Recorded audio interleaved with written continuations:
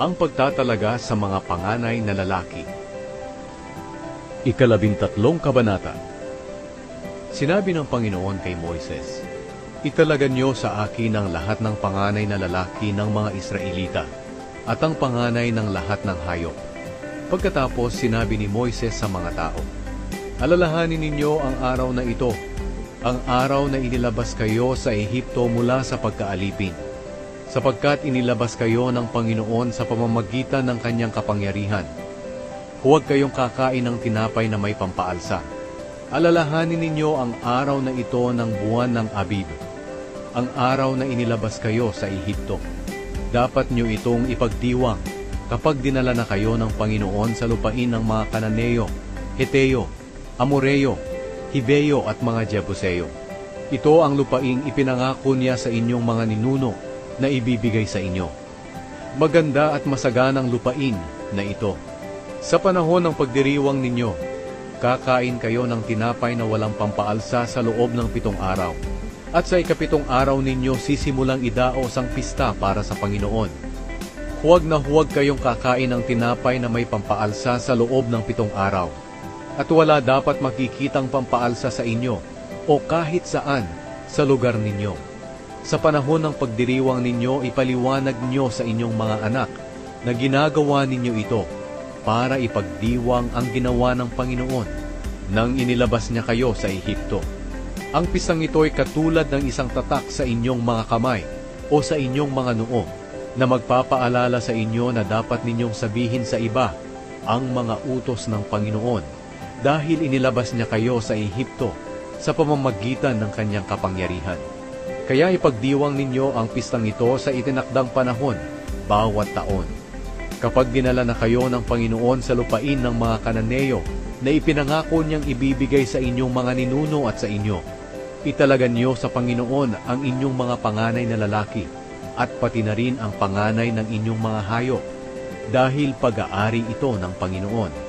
Maaaring tubusin sa Panginoon ang mga panganay ng mga asno sa pamamagitan ng pagpapalit nito ng tupa. Pero kung hindi ninyo ito tutubusin, kailangang patayin ang asno sa pamamagitan ng pagbali sa leeg nito. Maaari rin ninyong tubusin ang inyong mga panganay na lalaki. Sa hinaharap kapag tinanong kayo ng anak ninyo kung bakit ninyo ito ginagawa, sabihin ninyo sa kanila, "Sa pamamagitan ng kapangyarihan ng Panginoon, inilabas niya kami sa Ehipto, kung saan kami inalipin. Nang hindi pa kami pinapayagan ng Faraon na umalis, pinatay ng Panginoon ang lahat ng panganay na lalaki sa Ehipto, maging tao o hayop. Ito ang dahilan kung bakit inihahandog namin sa Panginoon ang lahat ng panganay na lalaki ng aming mga hayop, at tinutubos namin ang mga panganay naming lalaki. Ang seremonyang ito ay tulad ng tatak sa inyong mga kamay o sa inyong mga noo na magpapaalala sa inyo nang inilabas kayo ng Panginoon sa Ehipto sa pamamagitan ng kanyang kapangyarihan." Ang pagtawid ng mga Israelita sa Dagat na Pula. Nang pinaalis na ng Faraon ang mga Israelita, hindi sila pinadaan ng Diyos sa daang papunta sa lupain ng mga Filisteo, kahit na iyon ang pinakamalapit na daan. Sapagkat sinabi ng Diyos, kung may labanang haharapin ng mga Israelita, baka magbago ang isip nila at bumalik sila sa Ehipto. Kaya pinaliko sila ng Diyos sa disyerto papunta sa Dagat na Pula. Armado ang mga Israelita para sa labanan nang lisanin nila ang Ehipto. Dinala ni Moises ang mga buto ni Jose, ayon sa ipinanumpa noon ni Jose na gagawin ng mga Israelita. Sinabi noon ni Jose, "Siguradong palalayain kayo ng Diyos. Kapag nangyari na iyon, dalhin ninyo ang mga buto ko sa pag-alis ninyo sa lugar na ito."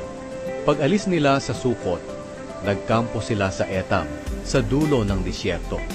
Kapag araw, ginagabayan sila ng Panginoon sa pamamagitan ng makapal na ulap, at kapag gabi ay ginagabayan sila sa pamamagitan ng naglalagablab na haliging apoy na nagbibigay sa kanila ng liwanag para makapaglakbay sila araw man o gabi.